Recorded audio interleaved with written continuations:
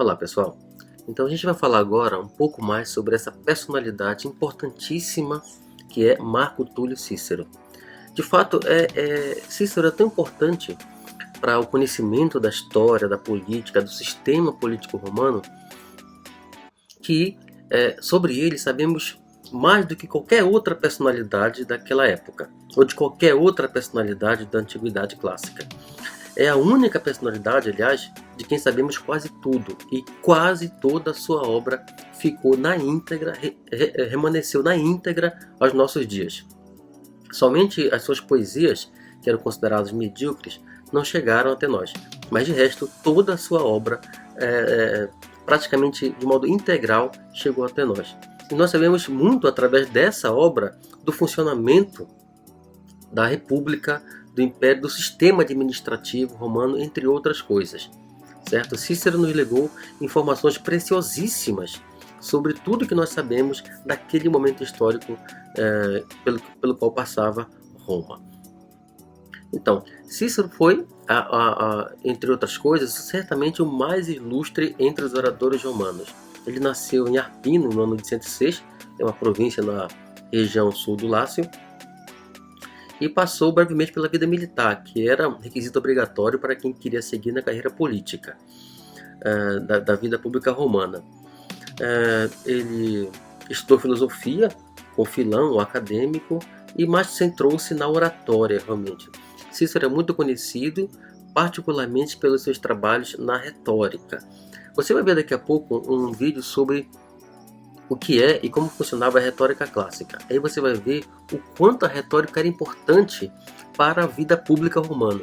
Ao contrário do que acontecia na Grécia, quando a retórica tinha como fator predominante um sistema mais teórico, voltado para a estilização, organização, discussão da língua em si, em termos argumentativos, persuasivos, em Roma a retórica terá uma finalidade mais prática, porque ela vai participar efetivamente da vida pública. Eu vou falar um pouco mais sobre isso no próximo vídeo.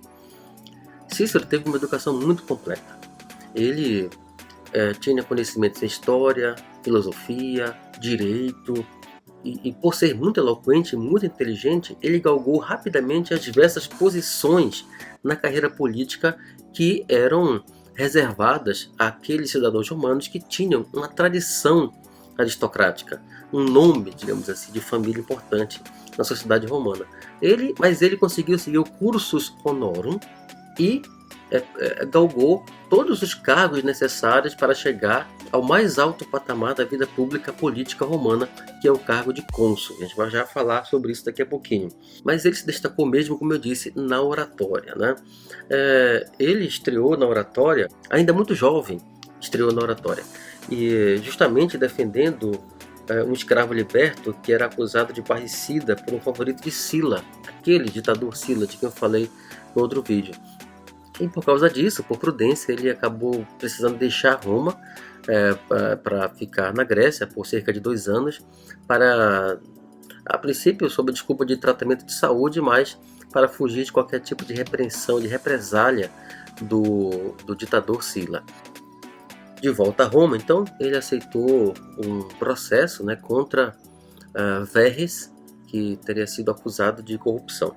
Depois ele foi continuando a galgar os cargos públicos em Roma, Graças à sua extrema eloquência e grande capacidade, competência e inteligência, Cícero então tornou-se edil, depois pretor e até chegar ao cargo de cônsul em Roma em 62, para assumir no ano seguinte, 73, quando ele alcança grande prestígio após desbaratar a conjuração de Catilina, um jovem aristocrata que estava planejando uma conspiração, planejando um golpe de Estado contra o Cícero, contra as instituições públicas. Cícero consegue descobrir, desbarata a conjuração e consegue grande prestígio junto ao povo.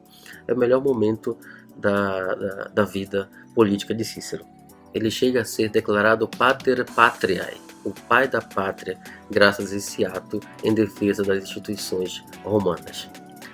Porém, ele é atingido pelas pelas implicações políticas que viram depois, particularmente o retorno de Pompeu e o acordo entre Pompeu, César e Crasso para o primeiro triunvirato, e ele acaba tendo que se afastar um pouco da política e se dedica a escrever as suas obras, né, seus trabalhos de retórica, de escrever os seus discursos, escrever textos políticos e filosóficos. É nesse momento também que aparece um grande inimigo seu, Clódio, que era tribunus plebis, né, tribuno da plebe, e que era inimigo político de Cícero, né, por motivos que a gente vai ver depois. Mas era um grande inimigo político de Cícero, e por causa disso, Clódio criticava a atuação de Cícero durante a Conjuração Catilina. Né? Anteriormente, em 63, Cícero desbarata a Conjuração Catilina e manda matar os principais líderes dessa sedição, né, dessa revolta, só que sem julgamento. Né? E mais tarde, Clódio, sendo tribuno da plebe, faz ser aprovada uma lei em retaliação a Cícero, que qualquer ato de qualquer ação contra o cidadão romano sem julgamento seria passível de exílio. Então Cícero se enquadrava nessa lei. Mais uma vez, uma lei que foi feita especificamente para atingir um opositor, um adversário político. E Cícero cai nessa rede dessa lei. E aí vai para o exílio.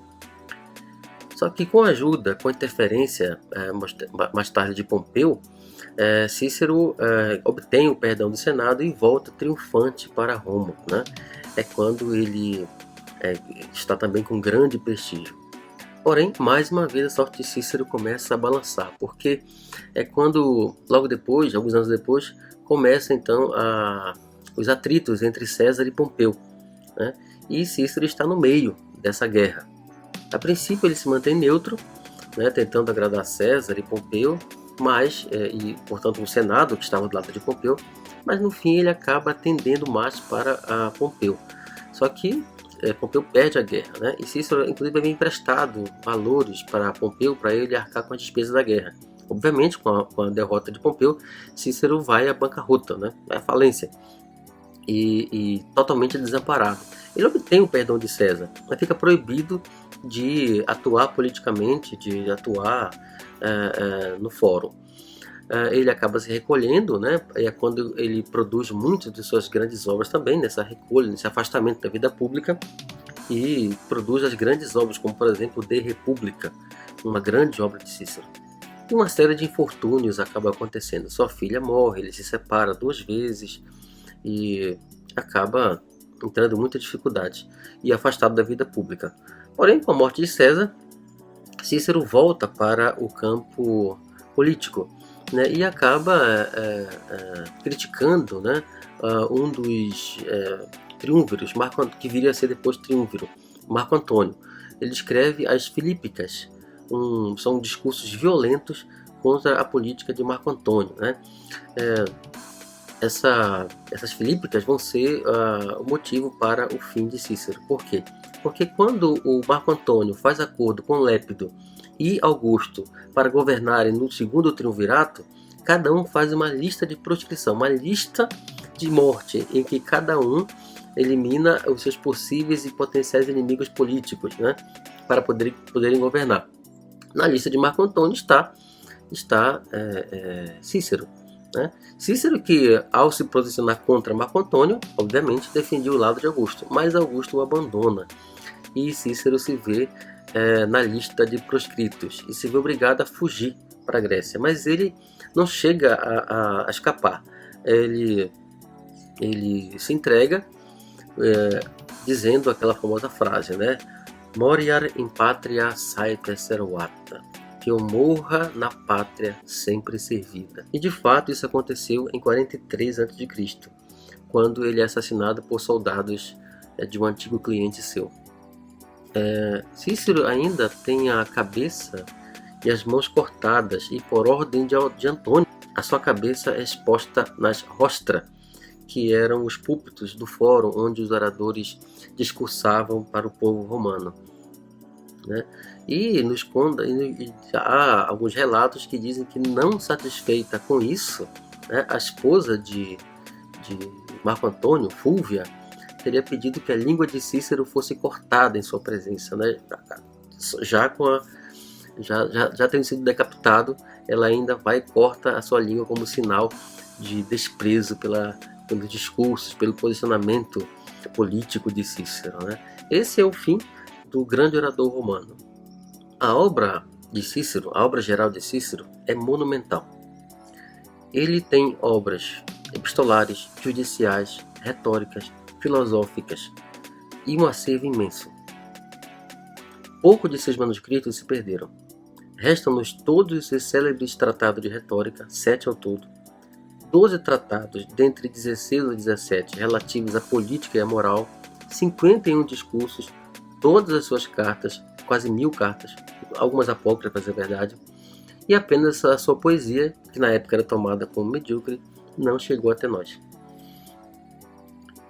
Como advogado, ele pronunciou defesas ilustres. As mais conhecidas obras oratórias de Cícero são Proarchia, Procailio, esse Procailio a gente vai discutir nos próximos vídeos, Promilone, e como político, ferrenhos vitupérios, ferrenhos discursos de acusação, como In Verem, In Catilinam e Philippicae. Essas últimas que foram o motivo da sua morte, né? Foram os discursos contra Marco Antônio, né? O nome é uma referência a outro discurso de Demóstenes na Grécia, justamente contra Filipe da Macedônia. E suas epístolas, as cartas para Ático, para Bruto, para os familiares, muito nos revelou sobre o dia a dia de Roma, né? Como eu falei para vocês, a obra de Cícero, através da obra de Cícero, que a gente conhece quase tudo que a gente conhece hoje sobre o cotidiano, a vida pública, a vida política, o dia a dia de Roma. A obra filosófica dele também é muito importante.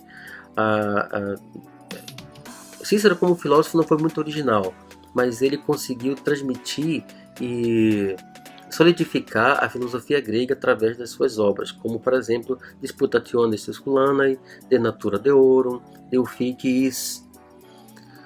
E como retórico, escreveu os tratados que são importantíssimos para o conhecimento da retórica clássica, como De Inventione, o De Oratore, Orator e Topica, e alguns outros.